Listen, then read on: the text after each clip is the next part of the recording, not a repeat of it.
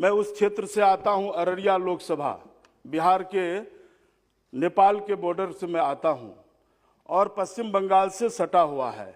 महोदय, हमारे यहाँ से मात्र 2 ट्रेनें चलती है। दिल्ली आने के लिए हमारे यहाँ एक ट्रेनें चलती है सीमांचल एक्सप्रेस, दूसरी ट्रेन चलती है जोगबनी से कलकत्ता। जोगबनी उस जगह अवस्थित है महोदय कि नेपाल बॉर्डर से अवस्थित है और नेपाल से हमारा जो रिश्ता है वह रोटी और बेटी का है और वहाँ एक पर्यटक दृष्टि से भी वहाँ से कोई अच्छी ट्रेन नहीं है और उस ट्रेन में खान पान का भी व्यवस्था नहीं है। 30-30 घंटा 28 घंटा लोगों को भूखे आना पड़ता है। और जोगबनी से कलकत्ता जो ट्रेन सप्ताह में 3 दिन चलती है, मैं चाहूँगा माननीय मंत्री जी को आपके माध्यम से कि वह ट्रेन लगातार चले, रेगुलर।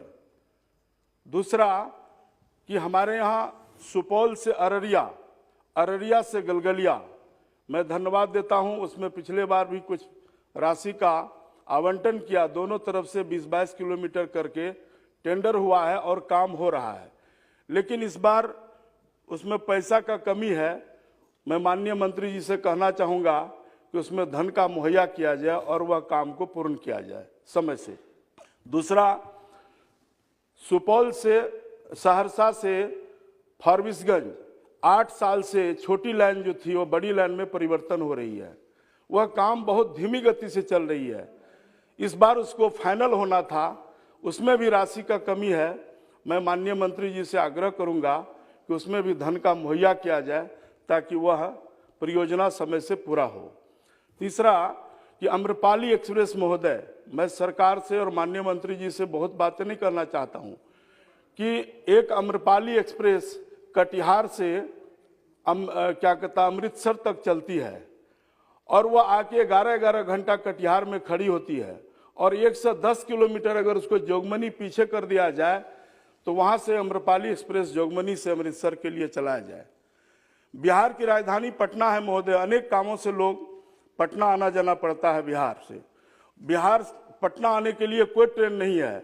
इंटरसिटी सुबह 5 बजे चलती है, अगर उसको 7 बजे पीछे करके 105 किलोमीटर उसको जोगबनी से चलाया जाए तो वहाँ के लोगों के लिए भी आसानी होगी। और दूसरा परियोजना है महोदय कि बनारस भारत का सांस्कृतिक राजधानी है और नेपाल की सीमा से हम आते हैं, अनेक कामों से, अनेक संस्कार के लिए लोग घूमने फिरने के लिए बनारस आते हैं। मैं सीधे मांग करना चाहता हूं कि जोगबनी से बनारस के लिए एक नई ट्रेन चलाई जाए ताकि लोग अनेक अनुष्ठानों के लिए और संस्कारों के लिए घूमने फिरने के लिए वहां आ सके। और एक पुराना, हमारे बगल में पूर्णिया जिला पड़ता है महोदय, वहां जलालगढ़ से किशनगंज एक रेल लाइन, लालू जी जब रेल मंत्री थे तब वह शिलान्यास करके 1 करोड़ रुपया दिया था और वह परियोजना बंद है। मैं चाहूँगा कि वह उस परियोजना को भी लेने का काम करना चाहिए, उसको भी चालू होना चाहिए।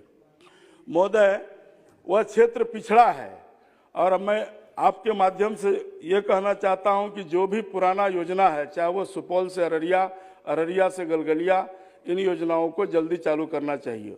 और कटिहार से जोगबनी महोदय, मैं मांग करना चाहता हूं कि कटिहार से जोगबनी दोहरीकरण किया जाए और उसको इलेक्ट्रिक वाली जो बिजली वाली लाइन है वह उसको चालू किया जाए।